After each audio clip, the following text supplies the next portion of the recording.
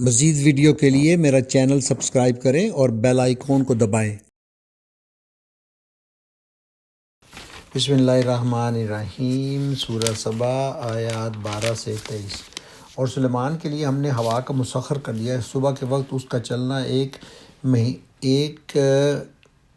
مہینے کی راہ تک اور شام کے وقت اس کا چلنا ایک مہینے کی راہ تک۔ ہم نے اس کے لیے پگھلے ہوئے تانبے کا چشمہ بہا دیا اور ایسے جن اس کے تابع کر دیے جو اپنے رب کے حکم سے اس کے آگے کام کرتے تھے۔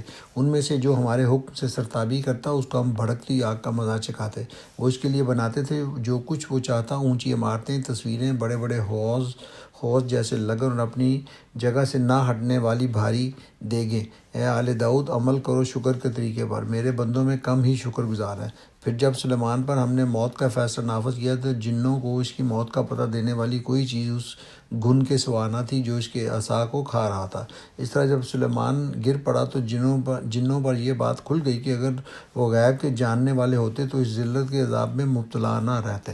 سبا کے لیے ان کے اپنے مسکن ہی میں ایک نشانی موجود تھی، 2 باغ دائیں اور بائیں۔ کھاؤ اپنے رب کا رزق اور شکر بجا لاؤ۔ اس کا ملک ہے عمدہ پاکیزہ پروردگار ہے بخشش فرمانے والا، مگر وہ منہ موڑ گئے۔ آخرکار ہم نے ان پر بند توڑ سیلاب بھیج دیا اور ان کے پیچھے 2 باغوں کی جگہ 2 اور باغ انہیں دیے جن میں کڑوے کسیلے پھل اور جھاؤ کے درخت تھے اور کچھ تھوڑی سی بیریاں۔ یہ تھا ان کے کفر کا بدلہ جو ہم نے ان کو دیا، اور ناشکر انسان کے سوا ایسا بدلہ ہم اور کسی کو نہیں دیتے۔ اور ہم نے ان کے اور ان بستیوں کے درمیان جن کو ہم نے برکت عطا کی تھی نمایاں بستیاں بسا دی تھیں اور ان میں سفر کی مسافتیں ایک اندازے پر رکھ دی تھیں۔ چلو پھرو ان راستوں میں رات دن پورے امن کے ساتھ، مگر انہوں نے کہا اے ہمارے رب، ہمارے سفر کی مسافتیں لمبی کر دے۔ انہوں نے اپنے اوپر آپ ظلم کیا، آخرکار ہم نے انہیں افسانہ بنا کر رکھ دیا، انہیں بالکل تتر بتر کر ڈالا۔ یقیناً اس میں نشانیاں اور ہر اس شخص کے لیے جو بڑا صابر و شاکر ہو۔ ان کے معاملہ میں ابلیس نے اپنا گمان صحیح پایا اور انہوں نے اسی کی پیروی کی، بجز ایک تھوڑے سے گروہ کے جو مومن تھا۔ ابلیس کو ان پر کوئی اقتدار حاصل نہ تھا، مگر جو کچھ ہوا وہ اس لیے ہوا کہ ہم یہ دیکھنا چاہتے تھے کہ کون آخرت کا ماننے والا ہے اور کون اس کی طرف سے شک میں پڑا ہوا ہے۔ تیرا رب ہر چیز پر نگران ہے۔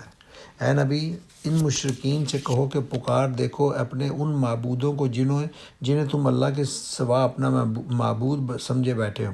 وہ نہ آسمانوں میں کسی ذرہ برابر چیز کے مالک ہیں نہ زمین میں، وہ آسمان و زمین کی ملکیت میں شریک بھی نہیں ہیں۔